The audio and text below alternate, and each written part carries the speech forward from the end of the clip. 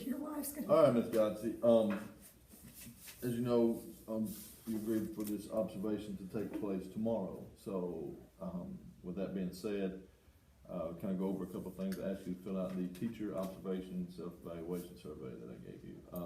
And on that scale, some things you're extremely concerned about, some not concerned about. So, going through here and looking at this, you have, one of your extreme concerns would be the wide range of student achievement. Why is that a concern for you?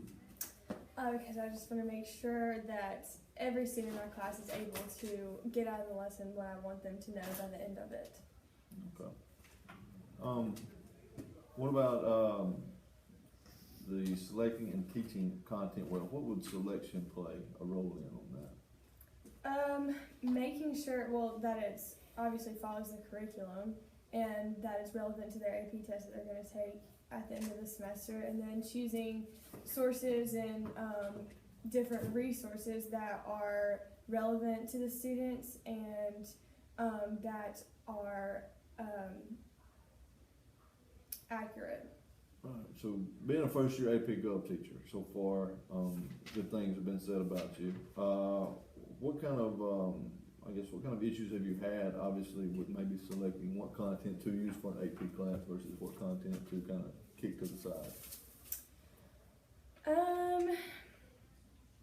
Making sure that it is not biased in one way, making sure you have both perspectives of whether it's something on civil rights or anything.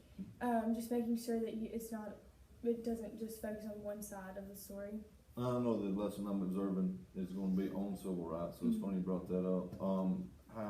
Another concern you have is quality of instructional materials. So with civil rights and diversity, obviously with AP class, you can kind of go into a little bit more depth on things. How have you chosen that, and what materials you will use and what materials you won't use?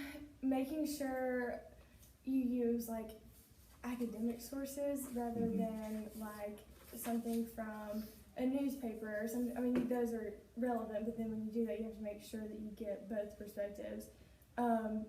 So just making sure that what I do choose is either links toward the middle or I have sources for both sides. Right. And with the AP class, I know your demographic is not as consistent with the demographic of the school here. So how do you select information that may bring cultural diversity or something like that into a particular class? Well, focusing on the perspective that is not the perspective that most students in my class have. So, like, maybe whether it's focusing it from the perspective of the other culture than the students in my class, or, I mean, whatever the subject may be. I always find it fun watching them do that kind of thing because you always play devil's advocate and try to break down barriers that, preconceived notions. It's always fun, especially with AP students because they kind of fall into the line with that. I never thought about that. Extreme concern. So let's say now year 2 you go in and you don't have an AP class, and now you go to a full inclusion class with somewhere between 8 and 12 IEPs. How do you see yourself challenging unmotivated students? Because I was noticing here that is another concern you have. So how would you challenge that, or off the top of your head? Again, being a first year teacher, you haven't been faced with that, but what do you see possibly going in? Well, I think the most important part is just making sure that, I mean, obviously what you teach has to follow the curriculum, but making sure that your lessons are relevant to them and they know why they're learning them and why it should be important to them. And going back to this lesson with civil rights, you're going to face unmotivated students for that, I'm sure. How do you plan to reach those students? Because I know personally it was always an issue to try to make every lesson or lecture or topic relevant to that student. So how do you see that being? Well, we're focusing on civil rights not necessarily just from a race perspective, but women and other minorities as well. So somewhere along the way, something in there applies to every person in the room. So just making sure that they're aware of that. Okay. Kind of stepping stone this a little bit here. So how do you explain how you deal with that? But another concern, and it goes hand in hand right here. Your ability to present ideas to that particular class is the concern. So why are you not, maybe, I hate to use not confident as a term, but why do you see that being an issue, or why are you concerned? Well, one aspect of that, I guess, is confidence, just because I am new. And I just really want to make sure that when I can clearly communicate my ideas to the class to where they can understand. Yeah, I mean, that's understandable, you know, especially when you're dealing with intellectual students. Especially when you deal with intellectual students, you know, you always worry that some of these are actually somewhat more intelligent. I always have a problem. I don't know if you do. It's intimidating. So you have to, you know, be on your toes and even prepare more, which I'm anxious to see and anxious to look at this lesson. So the type of observation I will be doing on you is a selected verbatim transcription. I will be writing down every question you pose, and we'll do it exactly as you said, no paraphrasing. That way when we come back in our post-op and we can sit here and assess, you know, was this line of questioning worthwhile? Did we waste time and things like that? The elements, again, not to insult your intelligence, is right there in front of you. I'm not going to read it, but, you know, as far as just kind of going through there briefly, the group processes, and you said that your lesson your lesson plan indicated that you would be using group process in the class. So I'll try to evaluate that as well, and just kind of give you an idea, maybe kind of mindset of best practices versus just kind of sitting back and having a standard evaluation or a checklist to go by. There are advantages. I'll preface the observation by that. The advantages, as you can see, will allow you to kind of focus on the dialogue when we go back and review it, as well as you will kind of have a sample time frame in which I'll look at, probably 20 minutes because it's a block. I'm not going to sit there the entire time based on those time constraints, but just to give you an idea, and I'll make note of time and the timing between the questions as well, and maybe what students' responses may be. This type of observation does focus on it's a non-judgmental method, because it's basically just what you're saying, and then we can go back and look together and try to see what we can build on. And lastly, it's simple to use. So those are the advantages, and you know, I've spoken a little bit about this before, but disadvantages, don't be self-conscious of what you ask the students. Don't come in feeling like you're under the gun, so to speak. The larger context of a classroom is kind of lost because we're just focused on line of questioning, but you know, that if we part whole to kind of see ourselves grow as a teacher, that can help. Trivial aspects of communication, you know, a lot of times you have a student who wants to say something maybe here or there that kind of drifts away, but make it a teachable moment, and we'll focus on that.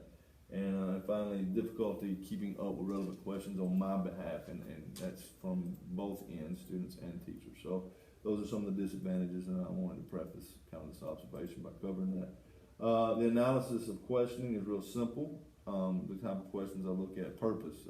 Questions should kind of focus students' attention on what is to be determined, and this is probably something you'll have on the board, the main idea, kind of concept thing. But relevant information is important in that. The cognitive level, obviously being an AP class, you want the cognitive level to be high. We're thinking questions, allow students to think, because on the AP exam they're going to have to write at some point. The amount of content within the question, is the question narrow or is the questioning broad? That complete line of questioning, you know, is it going to encompass full circle civil rights, or are we going to be specifically goal-oriented on understanding this concept or that concept? You see the fourth thing right there is, you know, academic versus personal. Academic would be, you know, the setting. You know, you may ask a student, what was the setting of the city of Birmingham at this point in time? So now we've kind of brought in some literary concepts versus personal questions. What do you think? You know, anything that you kind of introduce about that will allow students to kind of get personal with it. And both are relevant by all means. So going to look at that to see what we can grow on, what you may do well, what you may not, and then and that's why I'm here, because you know I'll learn from this as well. Probing, follow-up questions in series is kind of what that's referencing. So are we going to turn around, ask a question, student respond, and I'm going to build on that question by asking another question, whether it be to that particular student or to the class as a whole, and, you know, probing or prodding, as I like to say, kind of moving them in the right direction. And with AP, you probably don't have to deal with that as much. They usually get the gist, but you know, a lot of that is going to be where you come into play on the question that you ask in the line of questioning. And finally, the multiple questioning there is you look, and I didn't cover redirection, but redirection would be kind of get them back on to the goal they wanted to get to with your line, and redirect to another student. Maybe one student gives you a thought process from, I don't know, let's say the antagonist side versus the protagonist side. But the multiple questions, be prepared, and I'm sure you will be without a doubt whatsoever. But you know, we want to condition students to be able to listen and not have things over and over asked, because some students, and in my experiences, will wait on us to kind of dictate what we ask and what we don't. Also, you know, multiple questions tend to say that teachers aren't prepared, and I've been guilty of it. Don't get me wrong. But you know, with an AP class, it's very important that we ask those specific questions to make sure that we do things the right way. So I'm very much looking forward to sitting in here and listening to your lecture and observing your lesson. And you know, it should be fun. And I hope to hopefully write fast enough, because I don't type very well, that I can write these questions down. Do you have any questions for me? I don't think so. All right. Very much looking forward to it, and we'll see you tomorrow. All right.